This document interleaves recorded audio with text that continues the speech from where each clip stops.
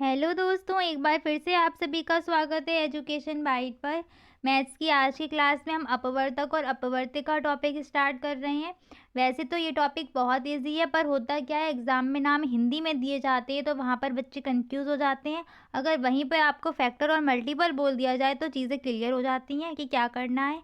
तो चलिए फटाफट से देख लेते हैं। आज आज पढ़ेंगे अपवर्तक, अपवर्त्य, फैक्टर और मल्टीपल। फिर आ जाएंगे समापवर्तक और समापवर्त्य पे, यानी कॉमन फैक्टर और कॉमन मल्टीपल। ये आपके एलसीएम और एचसीएफ में भी काम आएंगे। एलसीएम और एचसीएफ। एलसीएम में क्या होता है, least common multiple. Common multiple मिल गया। और वहाँ पे एचसीएफ में हाईएस्ट कॉमन फैक्टर, ये मिल गया कॉमन फैक्टर। तो वहाँ पे भी ये दोनों काम आते हैं। चलिए स्टार्ट करते हैं अपवर्तक को। अपवर्तक को हिंदी में हम गुणनखंड भी बोलते हैं और इसकी इंग्लिश होती है फैक्टर, यानी कि तोड़ तोड़ के। फैक्टर मीन्स क्या है, खंड कर करके। गुणनखंड यानी कि उसका खंड होना चाहिए वो। जैसे मैंने एक संख्या ले ली 6, ठीक है, आपकी एक संख्या मैंने ले ली 6, ठीक है। तो अपवर्तक वे संख्याएं होती हैं जो दी गई संख्याओं को पूरा पूरा विभाजित करती हैं, ठीक है। जैसे 6 है तो 6 के अपवर्तक जो होंगे वो 6 को पूरा पूरा विभाजित करेंगे। जैसे छोटी संख्या से स्टार्ट कीजिए, 1 से स्टार्ट करिए। 1, तो क्या 1 6 को पूरा विभाजित करेगा? हाँ करेगा। उसके बाद आइए 2 पे, क्या 2 पूरा विभाजित कर रहा है? 2 एकम 2, 2 दूनी 4, 2 तियां 6 कर रहा है।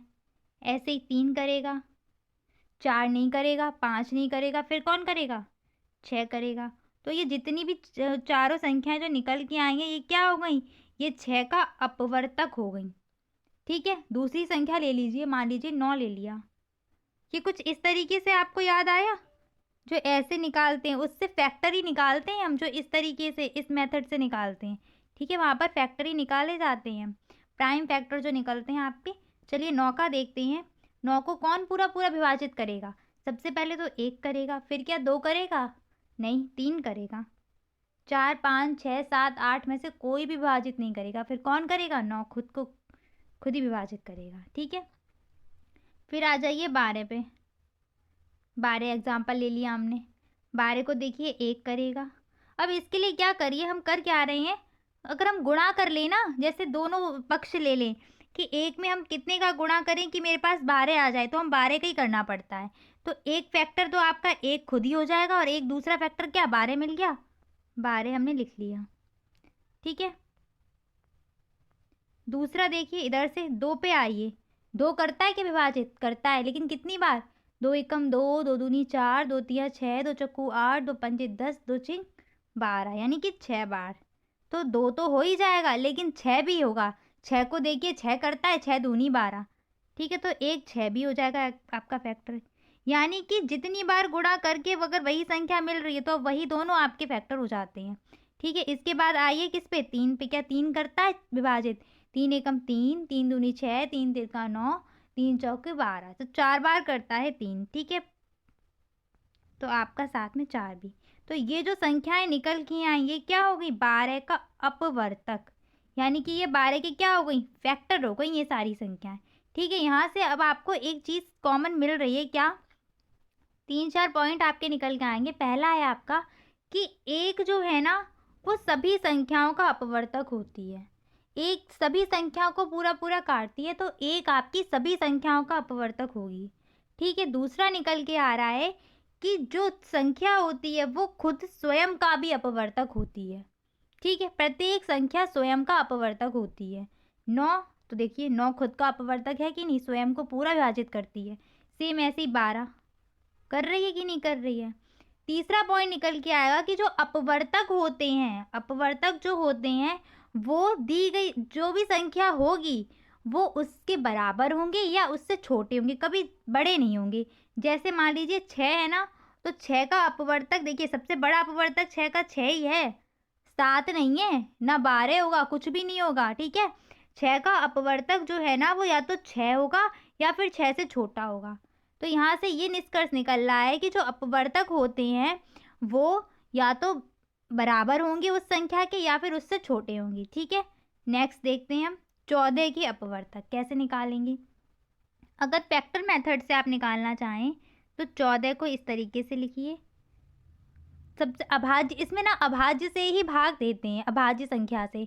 सबसे छोटी अभाज्य संख्या कौन सी है हमारी? 2। 2 इकलौती ऐसी संख्या है जो अभाज्य भी है और सम भी है। बाकी सारी सम संख्याएं भाज्य होती हैं, अभाज्य नहीं होती हैं। ठीक है, 2 से भाग देंगे, कितनी बार जाएगा? 7 बार जाएगा। ठीक है, फिर किससे जाएगा? 7 से जाएगा। 7 एकम 7। ठीक है, लास्ट में हमें 1 चाहिए होता है, 1 निकल आया। तो देखिए यहाँ से फैक्टर कैसे निकालें।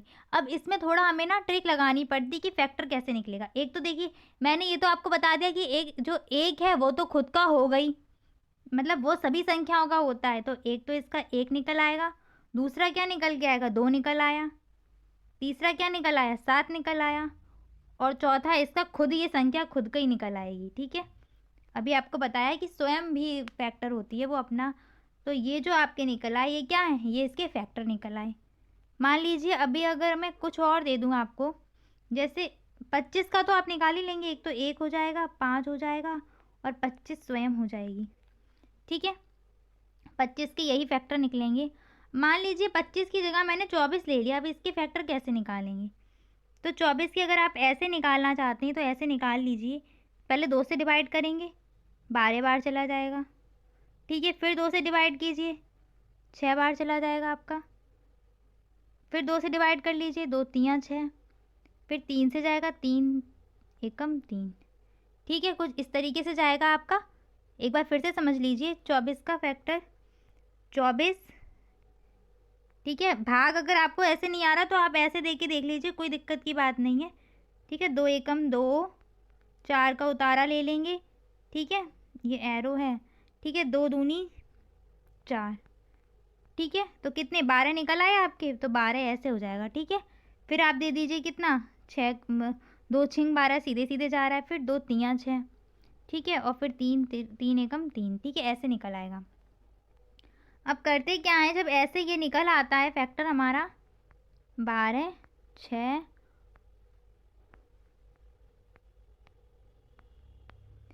अब 24 के यहाँ फैक्टर निकालने के लिए हमें क्या करना पड़ेगा? ये तो समझ, 1 तो पहले निकल ही आएगा, 1 को लिख लीजिए, और एक 24 खुद ही होगा, 24 को भी लिख लीजिए। ठीक है, इसके बाद क्या करेंगे हम? ऊपर से पहले लेते हुए चलेंगे। ठीक है, एक तो 2 ले लिया हमने। अब इसके बाद नीचे के जितने बचे हैं इनका आपस में मल्टीप्लाई कर लीजिए, 2 दूनी 4 तियाँ 12। ठीक है, इसके बाद ऊपर के फिर 2 ले लीजिए, ऊपर के 2 ले लीजिए और नीचे के 2 ले लीजिए। ठीक है, तो 2 दूनी 4 और 3 दूनी 6, 4 और 6 निकल आए। फिर ऊपर के 3 ले लीजिए और नीचे का 1 ले लीजिए, तो 2 दूनी 4 दूनी 8 और एक 3, तो एक 3 आपका निकल आएगा और एक आपका 8 निकल आएगा। ठीक है, तो ये कुछ निकल आएंगे 24 के फैक्टर।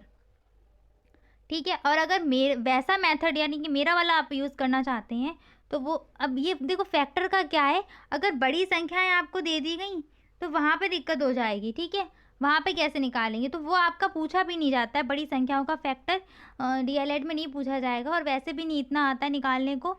वहाँ पर ये पूछा जा सकता है कि इसके कितने फैक्टर होंगे और इसके जो फैक्टर हैं इनका योगफल कितना है, तो उसका आपका फॉर्मूला होता है। वहाँ पे कुछ नहीं, इस तरीके से फैक्टर निकाल के फॉर्मूले में मान रखना होता है, तो वहाँ से आपका निकल आएगा। लेकिन अगर आपको वो सीखना है तो आप कमेंट कर देना, तो उसको नेक्स्ट वीडियो में बता दूँगी। पर वो मुझे डीएलएड के लेवल के लिए वो नहीं लग रहा है इंपॉर्टेंट, इसलिए उसको नहीं समझा रही हूँ मैं। ठीक है, तो अभी सिर्फ यहाँ पे ये देखते हैं। अब ये 24 के फैक्टर मेरे हिसाब से आप कैसे कर लीजिए, फटाफट निकल आएंगे आपके। जैसे 1 का किया तो 1 का कितनी बार मल्टीप्लाई करना पड़ेगा? 24 टाइम, तभी तो निकलेगा। तो एक तो 1 हो जाएगा और एक आपका 24 हो जाएगा। फिर 2 से स्टार्ट करिए, 2 में कितना करना पड़ता है? 12 का करना पड़ता है, या पीछे से निकल आइए, आप पीछे से ईजी पड़ रहा है तो पीछे से कर लीजिए। 12 दूनी 24, तो एक आपका 12 निकल आएगा और इसके साथ ही आपको एक 2 मिल जाएगा। इसके बाद आप देख लीजिए, अगर 3 का लेके आते हैं तो 8 तियाँ 24, तो 3 हो जाएगा, फिर 8 हो जाएगा आपका। और इसके बाद 4 का देख लीजिए, 4 छिंग 24, 4 हो जाएगा और 6 हो जाएगा। इसके अलावा आपको कोई फैक्टर नहीं मिलेंगे इसके। ठीक है, 1 और 24 तो खुद है ही अपना फैक्टर।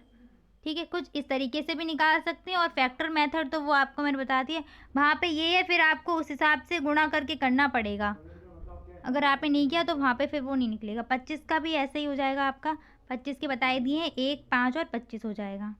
अब आते हैं हम अपवर्त पे। अपवर्तक, अब या तो आप कोई ट्रिक अपने माइंड में सेट कर लीजिए, कोई ऐसा ट्रिक या कोई भी कंडीशन जिससे आपको ये याद रहे कि अपवर्तक जो है वो है आपका फैक्टर और जो अपवर्त्य है वो है आपका मल्टीपल। तो अपवर्त्य में क्या होता है, अपवर्त्य आपका सबसे ईजी है, इसमें कुछ नहीं, इसमें बस आपको टेबल पढ़नी है। ठीक है, जो भी संख्या दी है उसकी टेबल पढ़ते जाइए। अगर बड़ी संख्या है तो उसमें आप गुणा करते जाइए आगे, 2 का, 3 का, 4 का, तो आपके अपवर्त्य निकलते आएंगे। जैसे 15 दिया है तो 15 की बस आपको टेबल पढ़नी है। 15 एकम 15, 15 दूनी 30, तो इसके देखिए अपवर्त्य कैसे निकलते, 15, 30, 45, इस तरीके से आपके आगे अपवर्तक निकल आएंगे ऐसे करके। ठीक है, जितने आपको चाहिए उतने अपवर्तक निकल आएंगे। ठीक है, अपवर्त्य का मतलब है कि जो भी संख्या दी गई है उसका गुणज। ठीक है, इसको बोलते हैं हिंदी में गुणज। गुणज का मतलब क्या है कि गुणा करते हुए आगे जब बढ़ेंगे तब। ठीक है, मल्टीप्लाई भी, मल्टीपल निकल के आ रहा है, यानी कि मल्टीप्लाई इसमें करना पड़ता है, तो आपका सीधी सीधी पहाड़ा हो जाता है वो एक तरीके से। 17 का देखिए, 17 का 17 हो जाएगा, 34, 51,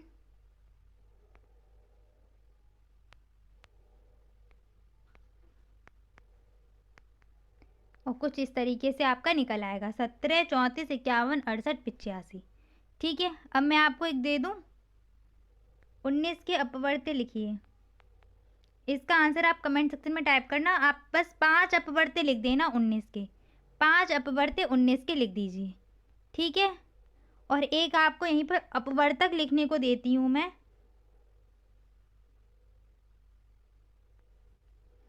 22 के अपवर्तक लिखने हैं आपको। ठीक है, 22 के अपवर्तक, अपवर्तक यानी कि फैक्टर। ठीक है, 22 के फैक्टर लिखिए। नेक्स्ट क्वेश्चन है आपका, 12 के अपवर्त्य हैं, अपवर्त्य, वर्त्य, तो वर्त्य का मतलब हो गया आपका मल्टीपल। और ऐसा नहीं है कि मैं फालतू के क्वेश्चन दे रही हूँ, ये क्वेश्चन आपके आए हुए हैं एग्जाम में। ठीक है, 12 का मल्टीपल यानी कि मल्टीप्लाई वाला, देखिए ये तो होगा ही नहीं, 135 हो ही नहीं सकता, 234 ये भी नहीं हो सकता। नेक्स्ट देखिए, ये कुछ लग रहा है, तो 12 एकम 12, 12 दूनी 24, 12 36, 50 तो आता ही नहीं है, 12 की टेबल है, मल्टीपल है ही नहीं है इसका, ये भी क्रॉस हो जाएगा। नेक्स्ट वाला देखिए, 36, 48, 60, 70, ये तो सारे मल्टीपल मिल रहे हैं, तो आपका आंसर कौन सा सही हो जाएगा, डी वाला। ठीक है, नेक्स्ट क्वेश्चन देखिए, निम्नलिखित में 9 का अपवर्त्य है, अपवर्त्य का मतलब मल्टीपल।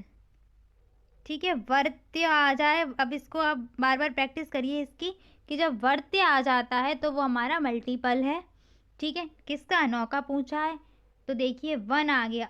अब देखिए आपको जहाँ भी 1 मिल रहा है ना, सीधी सीधी बात है कि वो ऑप्शन मेरा रॉन्ग होगा, क्योंकि 1 एक क्या है, एक होता है अपवर्तक यानी कि फैक्टर होता है।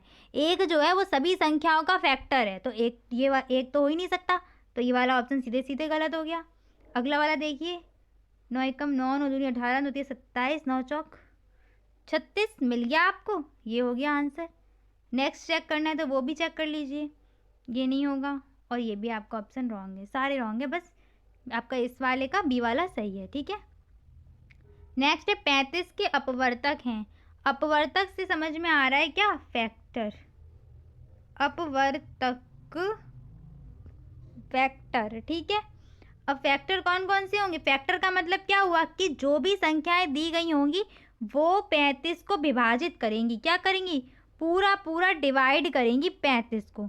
देखिए, 1 करेगी क्या, करेगी, 5 करेगी क्या, 5 सत्ते 35 करेगी, 3 करेगी, नहीं करेगी, तो ऑप्शन गलत।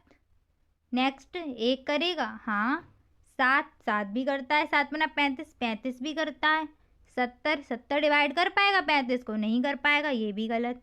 नेक्स्ट वाला, 1 करेगा, करेगा 5, 5 सत्ते 35, 7 बना 35, और 35 तो खुद को करेगी, तो आपका कौन सा ऑप्शन सही हो गया, सी वाला। ठीक है, नेक्स्ट आ जाते हैं समापवर्तक पे। तो देखिए अभी आपने जो अपवर्तक पढ़े हैं ना, बस कुछ नहीं है। देखो समापवर्तक में क्या हुआ कि आपको 2-3 संख्या दी जाएँगी और उसका समापवर्तक निकालने को बोला जाएगा। तो वहाँ पे ठीक है, जो भी कॉमन निकल रहा होगा वो आप निकाल के रख देंगे। ऐसे ही समापवर्तक में क्या हुआ कि वहाँ पे जो भी कॉमन निकल रहा होगा उसको निकाल के रख देना है। यहाँ पे देखिए 12, 10, 15 कितनी दी है? 12, 10, 15 के समापवर्तक। तो 12 के पहले अपवर्तक निकाल लो आप। चलिए निकालते हैं 12 के अपवर्तक।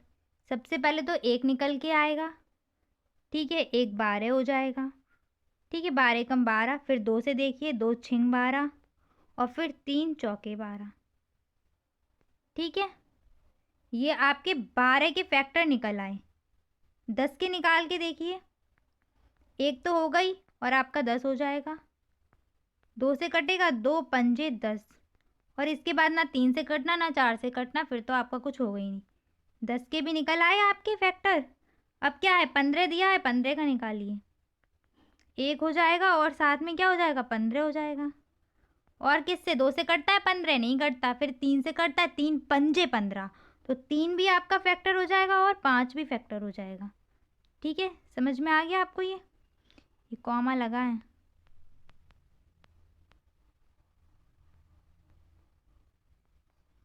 ठीक है। 15 के भी अपवर्तक निकाल लिए। अब इसमें देखिए कॉमन कौन सा है जो तीनों में आ रहा हो। कोई ऐसी संख्या है जो तीनों में आ रही है। 1 तो मिल गई हमें, 1 मिल गया। 2 इसमें तो है लेकिन इसमें है, इसमें नहीं है, तो हटाइए उसको। 3 इसमें है, इसमें है, इसमें नहीं है, मतलब ही नहीं उससे। बाकी तो कोई कॉमन मिल ही नहीं रही है। तो क्या कॉमन मिली इसमें? 1 मिल गया जो तीनों में दिया है। तो 12, 10 और 15 का समापवर्तक क्या हो जाएगा? 1 हो जाएगा, ठीक है, 1 निकल आएगा, ठीक। नेक्स्ट देखिए 18, 48 और 72 के समापवर्तक क्या हैं, ठीक है। तो आप वैसे निकाल लीजिए, नहीं तो आपको अगर ऐसे आसानी पड़ रही है तो आप ऐसे निकाल लीजिए। ऐसे वाला समझा देती हूँ एक बार। 18 लिख लिया, सबसे पहले 2 से देंगे डिवाइड, ठीक है, 2 निम 18, फिर 3 से जाएगा तो 3 तिरका 9 और फिर 3 एकम 3, ठीक है। 48 को ले लीजिए, 2 से देना पड़ेगा पहले, 2 दूनी 4, 2 चौके 8, फिर 2 से देंगे, 2 एकम 2, 2 दूनी 4, फिर 2 से देंगे, 2 छिंग 12, ठीक है, फिर 2 से देंगे तो 2 तियाँ 6 हो जाएगा, फिर 3 से 3 एकम 3, ठीक है। इस तरीके से ये निकल आए। 72 का दीजिए। अब पहले 2 से ही दिया जाएगा,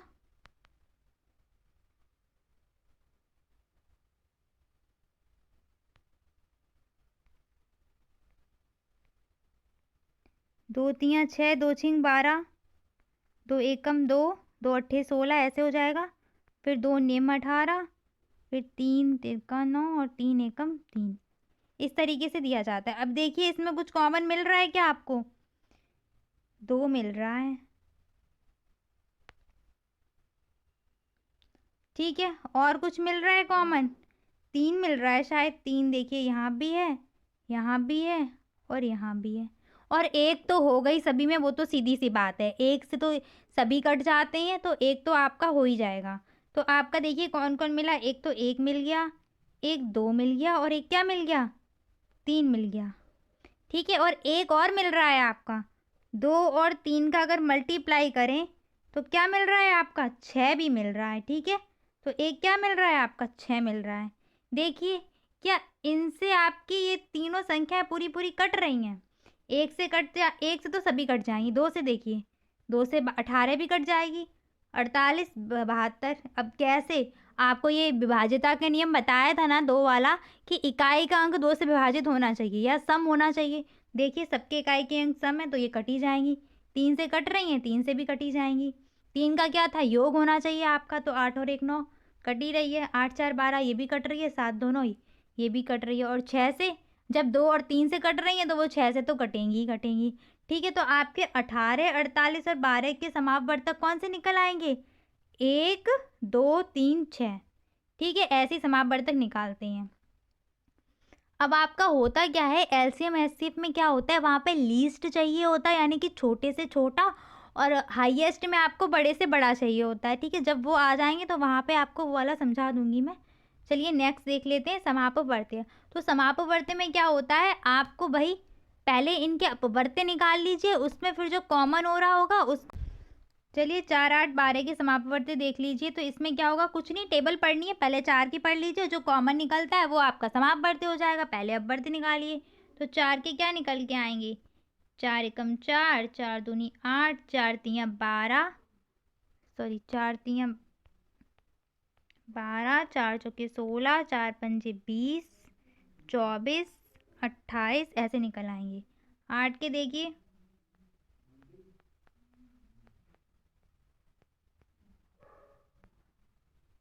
इस तरीके से 8 के हो जाएंगे आपके। 12 के देख लीजिए, 12 का 12 कम 12, 12 दूनी 24, 12 तियाँ 36। इस तरीके से आप आगे आगे बढ़ते जाइए, ठीक है। कॉमन देखिए कुछ मिल रहा है क्या, कॉमन मिल रहा है 4, यहाँ पे कॉमन देखिए 24 मिल रहा है। इसमें क्या है, इसमें भी 24 है और इसमें भी 24 है, तो समापवर्त्य क्या हो गया इसका, 24 हो गया, ठीक है। अब एक और संख्या दे देते हैं आपको,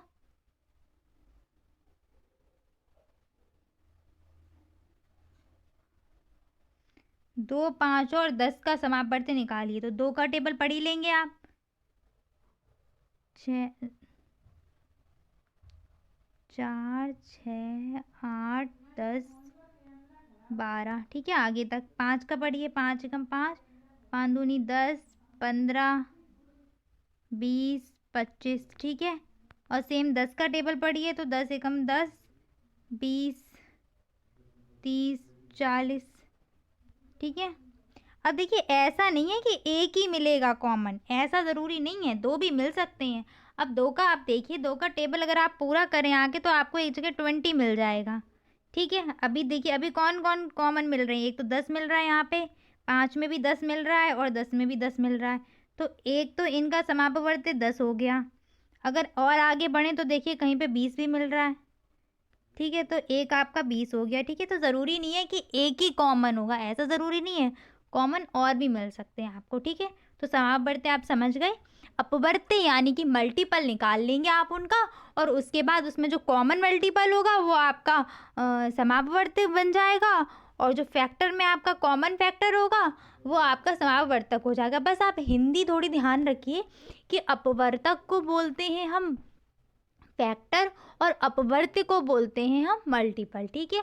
त्या वाला जो आता है, वर्त्य वाला आपका जो आता है वो आपका कहलाता है मल्टीपल, और वर्तक वाला जो आता है वो आपका होता है फैक्टर, ठीक है। आज की क्लास में बस इतना ही, और आपके जो भी टॉपिक बचे हैं मैथ्स के, ज़्यादा नहीं बचे हैं, 3-4 टॉपिक बचे होंगे। एक एलसीएम एचसीएफ है, और फिर आपका प्रतिशत वाला एक टॉपिक है, और फिर आपका एक वर्गीकृत आंकड़े हैं, शायद अवर्गीकृत, जिसमें पिक्टोग्राफ वगैरह है। बाकी आपके सभी चैप्टर पूरे हो चुके हैं।